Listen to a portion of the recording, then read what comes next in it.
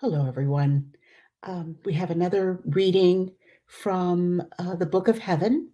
And in this particular reading, uh, Jesus is comparing his will to opium, which I thought was very interesting. And so I want to read to you the words. This is rather a long reading, as you know, some of them are kind of long. But I thought this was such a fascinating reading, I wanted to share it with you.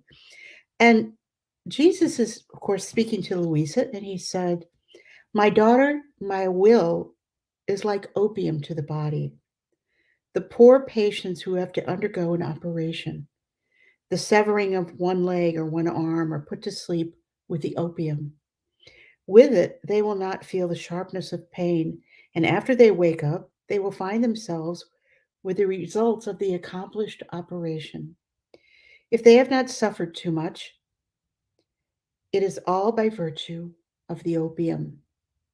Such is my will, the opium of the soul, which puts to sleep the intelligence, the love of self, the self esteem, all that is human. The opium of my will does not allow displeasure, slander, suffering, or a state of interior pains of the soul to penetrate deeply into her because it keeps her as though asleep.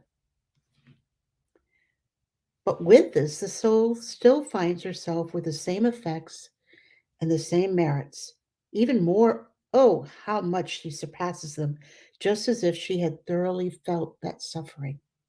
But with this difference, the opium for the body has to be purchased and cannot be used often or every day. And if a person wanted to overuse it, he would become dazed, especially if he is of weak constitution.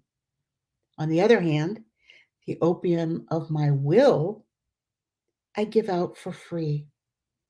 It can be taken at any moment, and the more often the soul takes it, the more light of reason she acquires. And if she is weak, she acquires divine strength. After this, Louisa says, after this, I seemed to see people around me, and I said to Jesus, "Who are they?" And Jesus, "They are the ones whom I entrusted to you some time ago. I commend them to you. Watch over them.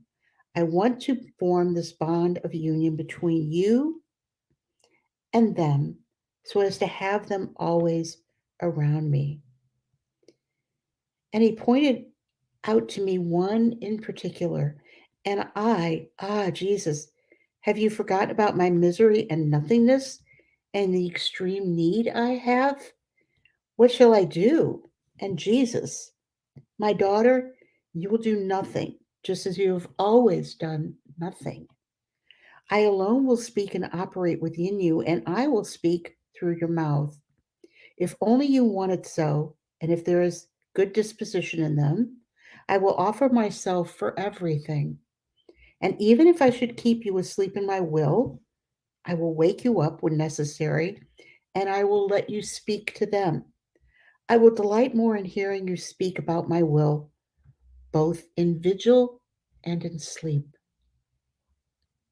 You know, one of the questions that I seem to get a lot of about is about nothingness. And Jesus talks to us a great deal in the writings about nothingness. And I think sometimes we confuse nothingness with worthlessness, and they're not the same thing at all. When Jesus is speaking to us about nothingness, he is saying, "Let me do it. You don't have to do it. You're not capable of doing what I'm doing. And if you will just give me your will, if you will just live in my divine will and let the divine will do it, it'll be like no effort for you at all."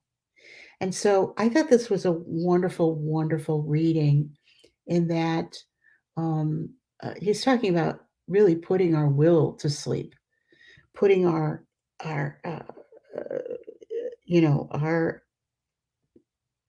our words to sleep, our our own intentions to sleep.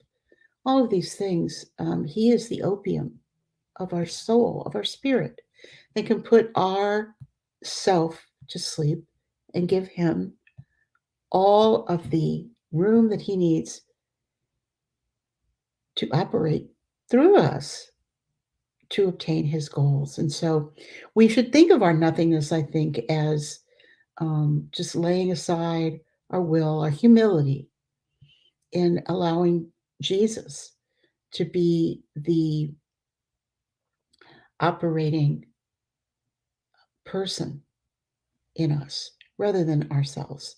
So I hope that you enjoyed this little reading. I will be doing a couple of broadcasts, I think, strictly on we'll be talking about nothingness and all the things that surround nothingness, because I have gotten a lot of questions and a lot of comments about that.